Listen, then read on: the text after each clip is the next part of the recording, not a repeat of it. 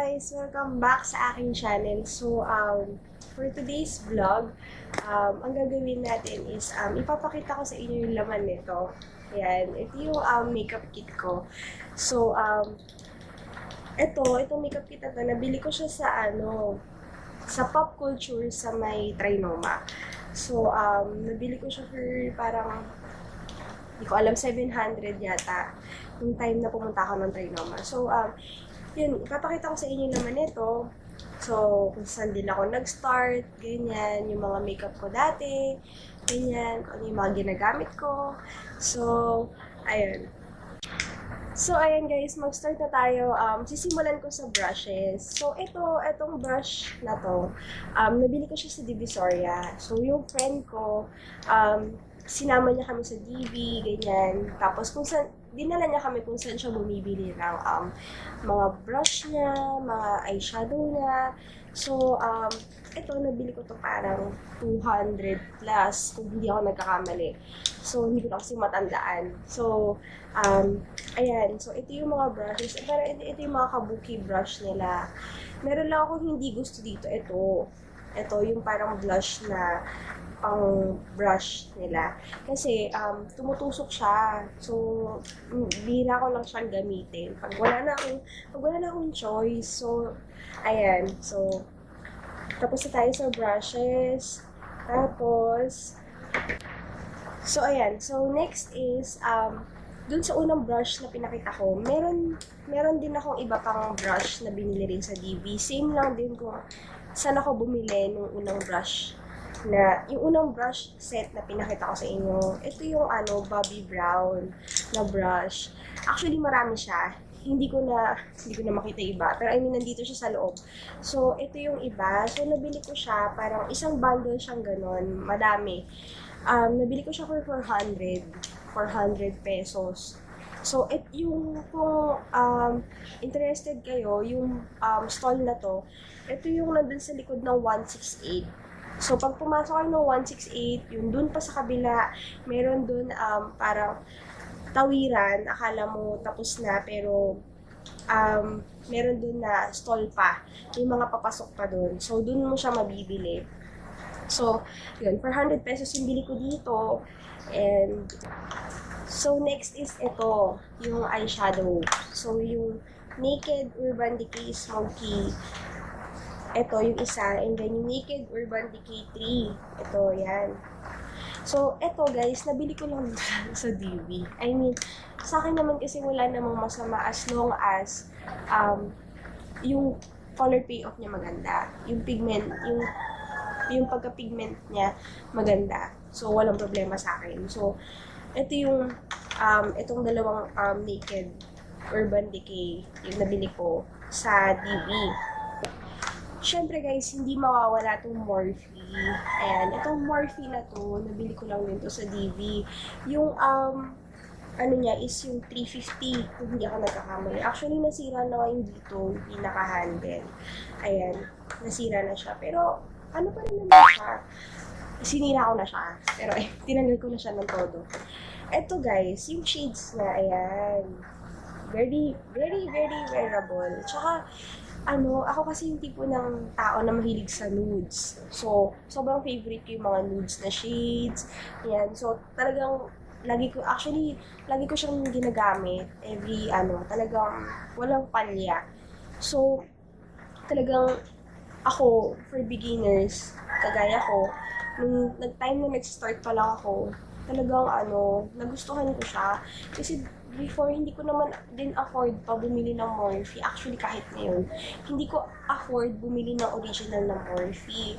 So, syempre, tansyahin mo rin muna kung kaya ba ng budget, ganyan. So, bumili lang ako. Nag-try ako. I mean, alam kong fake siya, guys, ha? Pero, syempre, sa akin, as a budget, nagbabudget ka, binabudget mo yung pera, syempre, medyo tipid-tipid tayo ng konti, diba? So, ayan, yung Morphe. Ayan guys, syempre hindi mawawala tong Fashion 21. Ayan, yung color set nila. Alam mo guys, ito yung una kong palette, eyeshadow palette. na nagkaroon ako. Sa tanaw ng buhay ko, simula nung nag-18 ako, ito yung pinaka-unang eyeshadow palette ko. Ayan guys. And yung shades niya, merong nudes, meron yung mga matitingkad yung kulay, and then meron yung mga dark dito sa side. Ganyan. Ang tagal ko rin ito ginamit guys. Actually, minsan sa client, ito yung ginagamit ko. Kasi, minsan, syempre, depende sa suot nila, may mga matitingkad, so kailangan bagayan mo rin ang kulay pagwawala sa ibang palette ko ha. So, ayan. And then, syempre, bumili ako ng, ewan ko bakit ko ba binili to, pero actually, parang siguro hindi ko pa siya nagamit. Itong Glamorous Blush 10 color palette ng Ushas or Ashas. Ano ba yan? Sorry guys ha. Pero ayan siya guys. Ayan. So, pag inopen mo siya, ayan yung mga color ng blush. Ayan. So, hindi ko pa siya nagamit ever since binili ko siya. Ayan. So, never ko pa siya nagamit.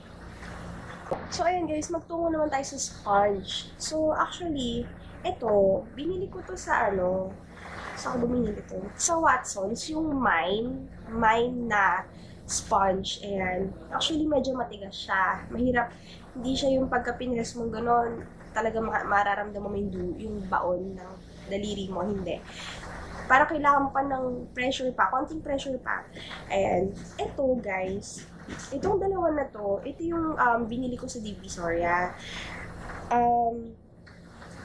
Kasi, mahal si Techniques, alam naman natin yan. Sobrang expensive ng sponge na yun. So, ayun guys. So, alam nga natin na mahal yon ganyan. So, nag-settle lang muna ako sa mura lang. Ang bili ko dito guys is 50 pesos. 50 pesos, isang ganito. Then, pag dalawa, syempre, as usual, 100. Ganyan. So, magsisettle ka muna sa mura. And, natry ko siya. Ang tagal din. Nagbabakbak na nga siya. Ayan o. Nakikita niyo naman, nagbabakbak na siya. Pero, pag siya binasa mo, lambot talaga guys. Hindi ka magsisisi. Nag-e-expand siya. Pero yung pag-e-expand niya, yun yung maganda doon. Kasi talagang kakaiba siya compared sa original. Sabi nila. Pero syempre ako hindi ko pa natatry bumili ng original. Dahil wala kang pera, ganyan na. Anda, syempre. Diba? So, ayan. So, ayan guys. Next naman is yung foundation. Hindi ko masabi sa inyo kung saan ako nagsimula sa foundation. Pero, yung nagustuhan ko sa foundation. Actually, meron akong, ilan ba ito? 1, 2, 3, 4, 5. Meron ako ditong 5 na foundations. Papakita ko sa inyo na, ayan. So, actually, parang ang pinakauna ko atang binili, if hindi ako nagkakamali, is itong L'Oreal Infallible Pro Matte. Ayan. Yung retail price niya, alam naman natin, is 700 pesos. Ayan. And then, sa pagkakaalam ko, yung sumunod kong binili is itong Maybelline Fit Me na matte poreless. Normal to oily. Actually, guys, ako, sa mga viewers na ngayon pa lang panood sa akin, ayan, I have an oily skin. Very, very oily skin, guys. Dito sa T-zone talaga. Actually, dito din minsan, malapit sa under eye area. Sobrang oily ko. So, ito, hinahaluan ko siya, like, hindi ako gumagamit ng primer sa kanya, guys, eh. Ang ginagamit ko is itong Lucy's Vanity na CC cream. Mamaya papaliwanag ko sa inyo. So, ayan, ito yung isa na nabili ko pa. Ang price niya is yung 399 pesos. Pero alam ko, nabili ko to ng sale. Sale ko siya nabili. And then, sumunod kong nabili is itong Green Velvet na Maybelline. Ito yung nag-sale siya. Nag-sale siya, naging 250 na lang siya, kaya ako siya binili. From 499, naging down to 250. So, sabi ko, ano ba bang hanapin mo guys, di ba? Murang-mura na best.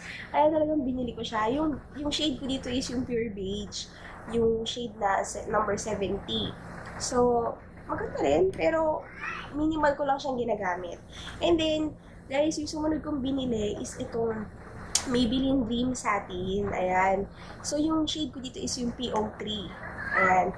So, nabili ko siya, hindi siya sale. Nabili ko lang siya dahil, ba't ba ako bumili? May minake-upan ako that time. Pero, once ko lang ginamit sa kanya. Kasi yung shade niya is magkaiba kami. Pero nung tinry ko sa akin, bakit ganun? Hindi ko alam kung nag-oxidize yung ano sa akin or ano. Pero, tumugma rin yung shade sa akin. So, minsan ginagamit ko na rin siya, ganyan. And then, yung pinaka-huli kong binili is itong L'Oreal Paris Infallible Total Cover. Ito yung full coverage weightless feel na tinatawag nila. So, ang shade ko dito is 308 Sun Beige. Ayan, ayan siya guys. So, yun yung mga foundations ko. So, kagaya na sinabi ko sa inyo kanina, itong CC cream, itong Lucy's Vanity CC Cream Whitening Color Control. Yung shade ko dito, parang dalawa lang kasi yung shade na meron sila. So, yung unang shade mas lighter sa akin, and then ito medyo tumugma sa skin tone ko. So, kagaya na sinabi ko sa inyo kanina, ito yung ginagamit ko guys kapag dewy. Medyo dewy yung foundation. Like itong Fit Me, and then itong Maybelline Dream Satin. So, ina-apply ko muna siya after mo mag-moisturizer. After mo moisturizer, ina-apply ko to, ganyan, para, tas pag naset na siya sa face mo, tsaka mo ipapatong yung foundation. Ganyan. So, para makontrol niya yung pagiging dewy nung foundation. Yun yung na experience ko. So, ayan. So, yung pagdating naman sa moisturizer, ang pinaka-una kong ginamit na moisturizer is itong Eye White Korea, yung Aqua Moisturizer Whitening Vita. So, ito yung ginamit ko. Actually, nakita ko siya kay Miss Antuts. Nung one time na nanood ako ng vlog niya, parang tinry ko lang yung Eye White Korea. And then, nag-work naman siya. Pero nung tumagal, parang nanawa na rin yung face ko sa kanya. So, meron akong ginagamit, pero hindi siya drugstore na, product. So, ayan. So, ayan guys, may nakalimutan ako i-feature sa inyo. So, ito yung bago kong brush set, yung kay Miss Ann Cruz. Ayan. Actually, binlog ko na siya. So, yun yung previous vlog.